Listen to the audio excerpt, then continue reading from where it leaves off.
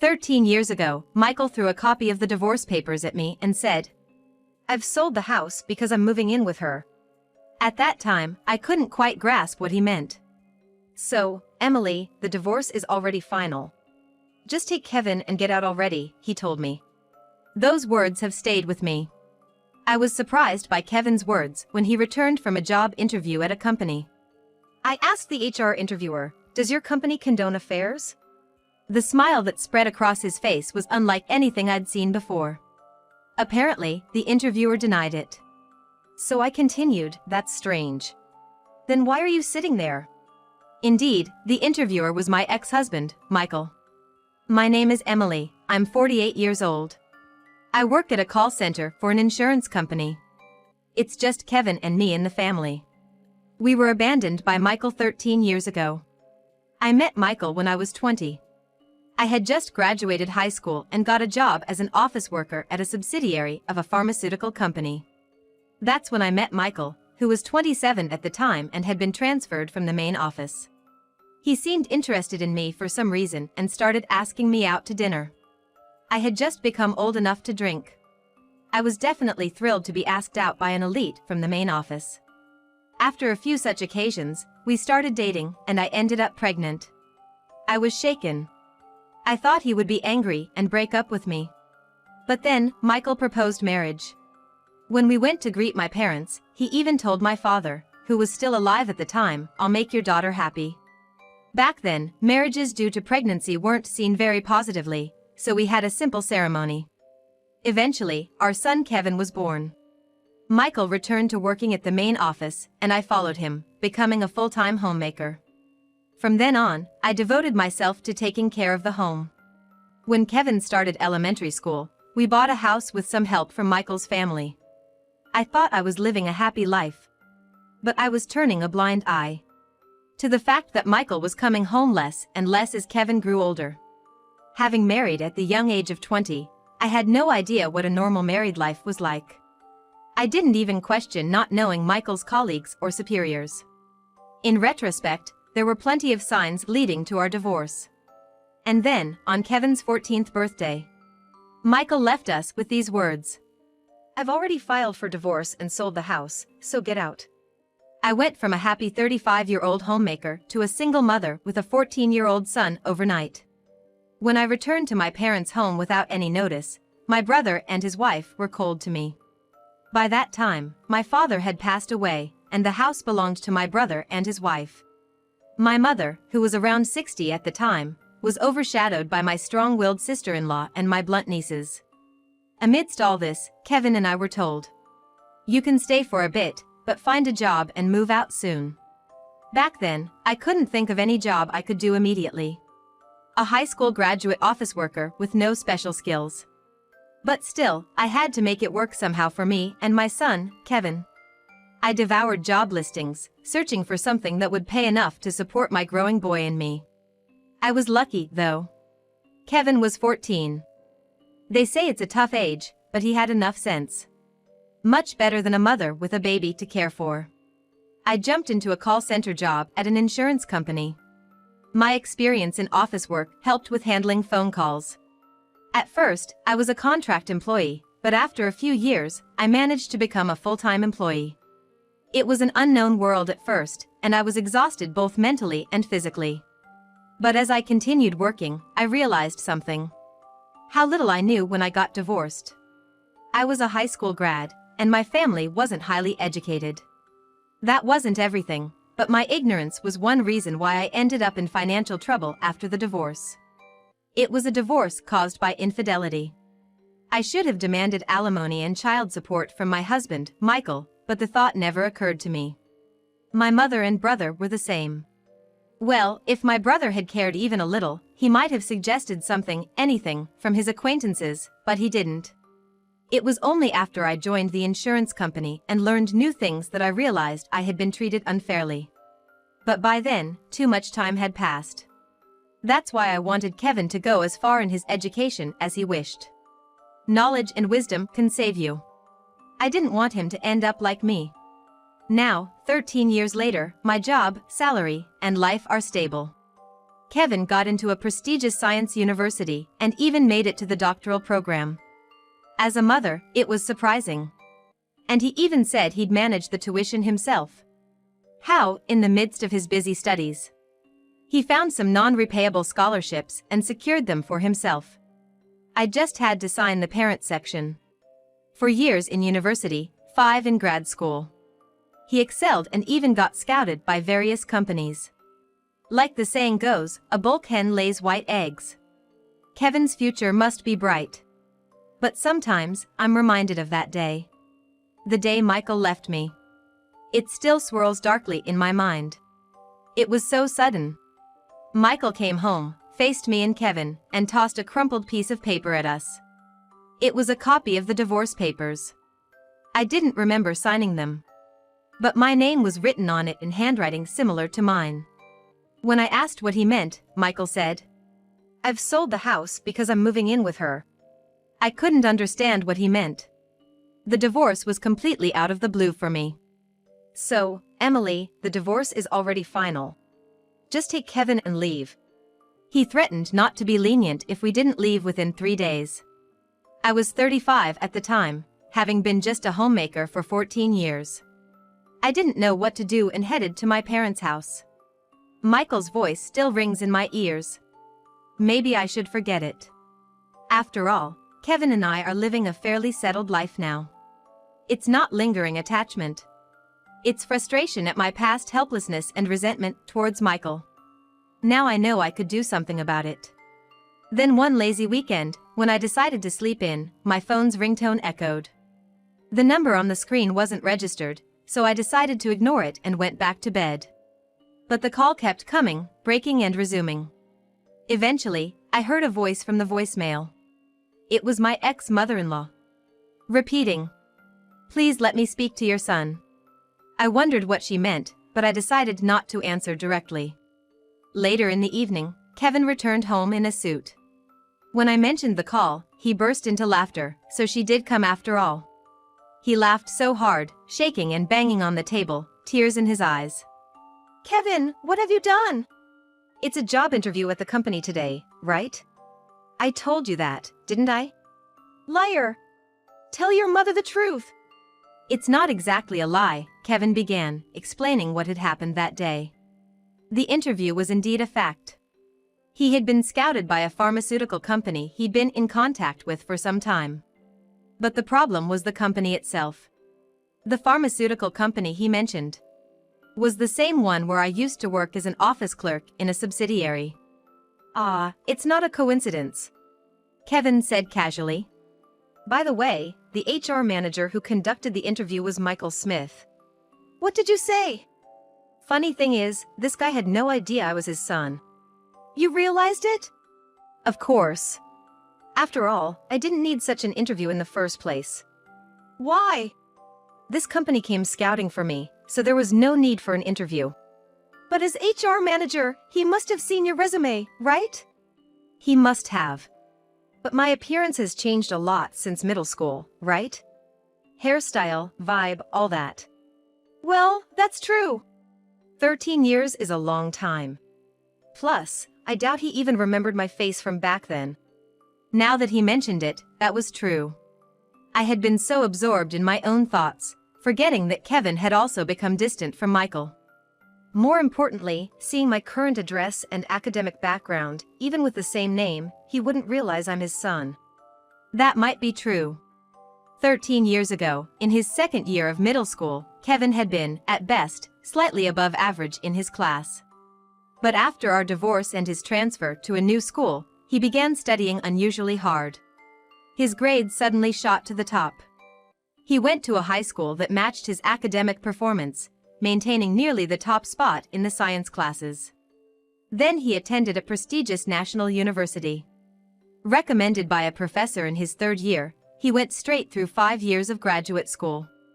From his master's to his doctorate, achieving significant accomplishments in complex fields that I didn't quite understand. The scouting was due to these achievements. Desired by several companies in the chemical and physical sciences. In other words, I was the one choosing them. Kevin said nonchalantly. That's why I asked for the interview. I had researched and knew he was the HR manager. I was surprised at his initiative. But he didn't change his expression even when he saw me. The interview was standard. Except Kevin had more questions to ask. So I asked the interviewer, "Does your company condone infidelity?" His face then lit up with a smile I had never seen before. And what did he reply, this HR manager? "Of course, it's not ethically acceptable," he said. Hilarious, right? So I continued, "That's strange. Then why are you here?" His face instantly froze. Kevin couldn't stop laughing.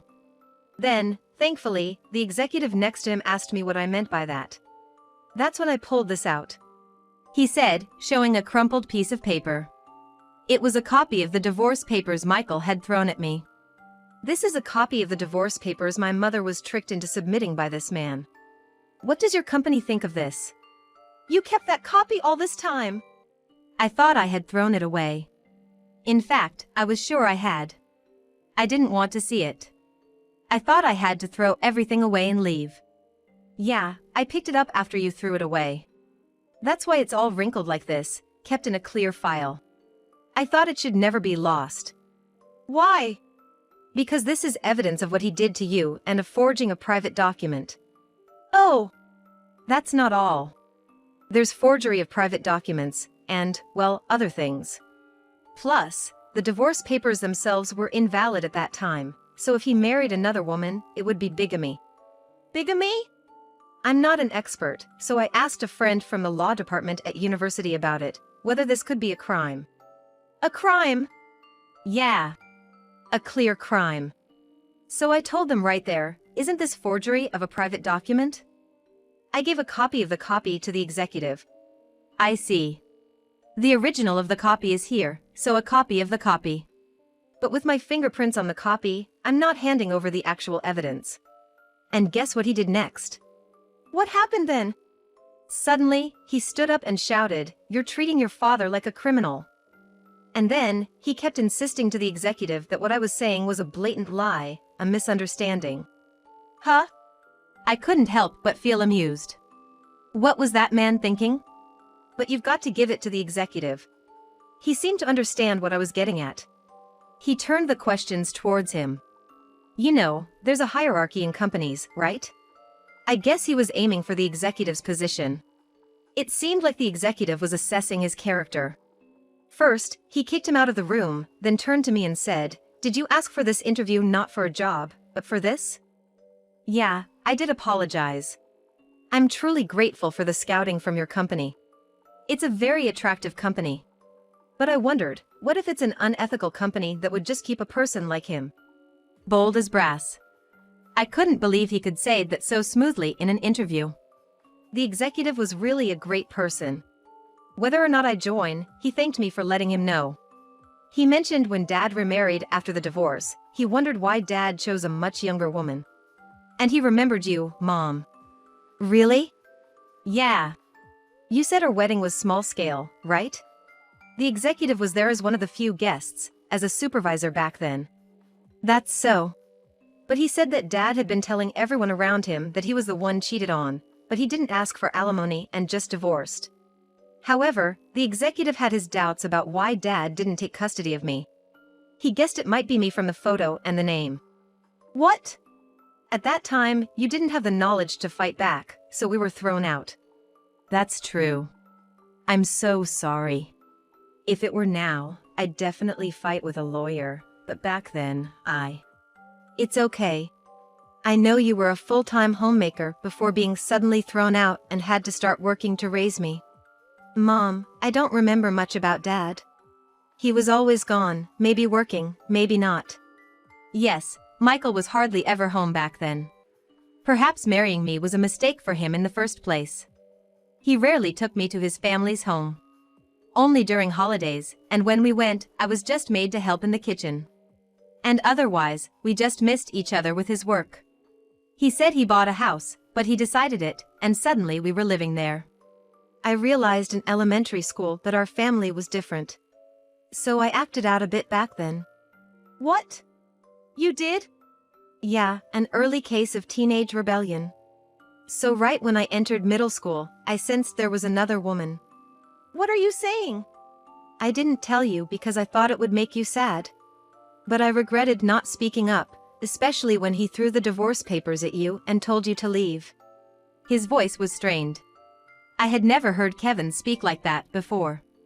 Mom, I decided I needed a weapon that would make me indispensable. A weapon? Something that would let me eventually hold him accountable for what he did.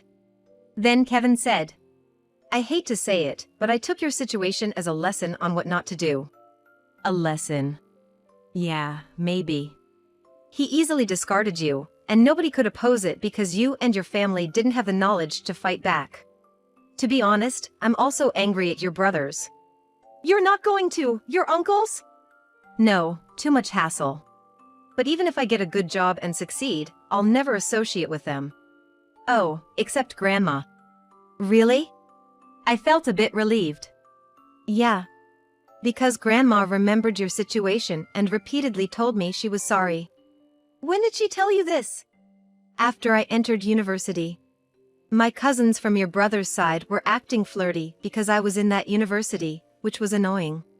I was shocked. I had no idea my nieces behaved like that. Hey Mom, what if we took Grandma in? What? She's always been sorry towards you. It seems painful watching her have to be careful around my aunt and them. Thank you. After we finished talking, I brought up something that had been on my mind. By the way, I've been getting a lot of calls from unknown numbers lately.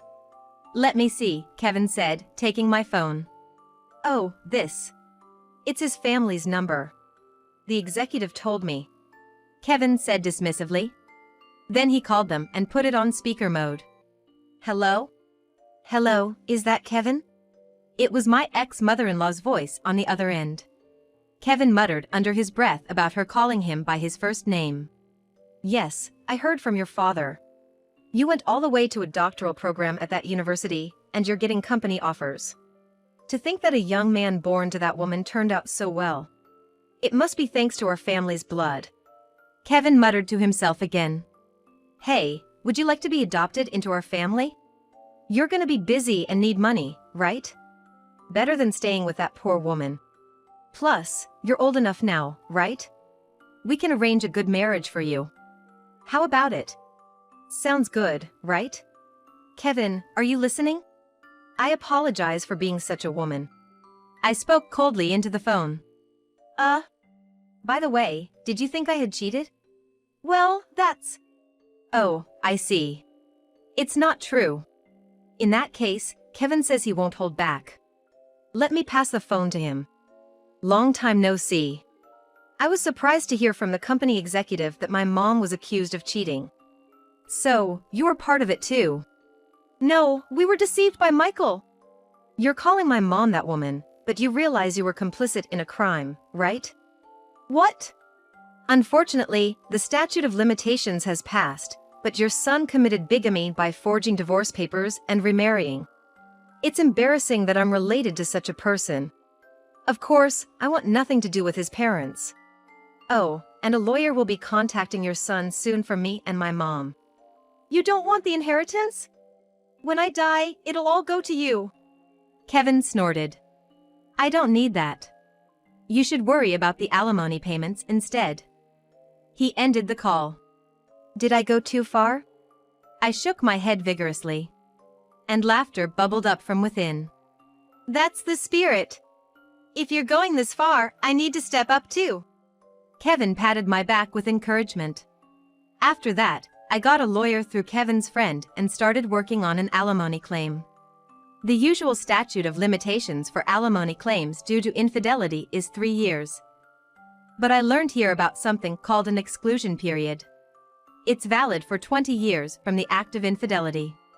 I found out about Michael's cheating 13 years ago, but never investigated who he remarried or the details. I couldn't bear to think about it and didn't have the capacity. But I looked into it again. Included in the alimony claim were the facts of him forging the divorce papers and then submitting a marriage registration, constituting forgery and bigamy. Although we couldn't pursue criminal charges due to the statute of limitations. It served as a weapon for the alimony claim. I claimed alimony from Michael and his current wife and 4 years of child support for Kevin. After that, my phone started ringing non-stop again. Bigamy? What have you told him? You're ruining me. You want to destroy my wife and kids too? I let you live comfortably for 14 years. Don't think this will end here. So I replied just once. Why not sell your house then? And then I changed my phone number. As a result of our double attack, Michael paid the alimony, was demoted from HR manager, and transferred to a far-off factory as an assistant manager. I heard this from the executive I met again. Apparently, his new position is akin to a nominal busybody, unable to defy the factory manager. Indeed, even with the statute of limitations, now that several of his crimes have come to light, his reputation has hit rock bottom. He was on the elite track in the company, but now it's over. The pharmaceutical company's factory is located far from the capital region. Michael had to sell his apartment and turn it into alimony for me as part of his transfer. That was the only way he could pay the amount we demanded. Moreover, his wife and children had to move with him. It seems she had no one else to rely on. She married him at 20, just like me, and had been a homemaker ever since, enjoying the status of a high-ranking husband's wife. That backfired. She wanted to stay in the capital region with her children, but that was impossible. Her parents' home is as rural as the place he was transferred to. Apparently, she's not well liked by her in-laws. But I have my doubts about the in-laws too. Given how they treated me, I'm not surprised, but marrying off their son to a 20-year-old bride twice should have been a sign for them to sort out their son. They should have advised their criminal son before cutting off their incompetent grandchildren. Well, that's probably why they cozied up to Kevin. Ah, here's a brilliant grandchild. But that's irrelevant to Kevin. By the way, I heard an interesting story. After settling the alimony issue, my lawyer shared this with me. Wow, that guy is really a city boy through and through. What do you mean? His new place of work requires a car. I clapped my hands in realization. He's over 50 and rushing to a driving school to desperately get a driver's license. Both he and his wife. His wife too? Without a car, they can't survive there. For things like taking kids to and from school, shopping. Also, in such rural areas, you won't get hired for part-time work without transportation. I laughed, realizing the situation. I have a driver's license. My mother insisted I get it, even lending me money for it. That was the right decision. Just hearing about them is hilarious. A proud former elite over 50, chased by mundane tasks, learning the hard reality of getting a license from strict driving instructors. And the following spring, Kevin entered a training institute of another company, finally able to focus solely on his research, enjoying every day. Revenge is over. Now it's time for fun, for my youth. Well, an early marriage isn't always good, right? My mother, who now lives with us, often muses. Exactly. Kevin, who never had time for a girlfriend, now has the chance to find someone right for him. With Kevin's employment, we moved to a slightly bigger place, roughly midway between our workplaces. For a while, the three of us want to peacefully enjoy these long-awaited days.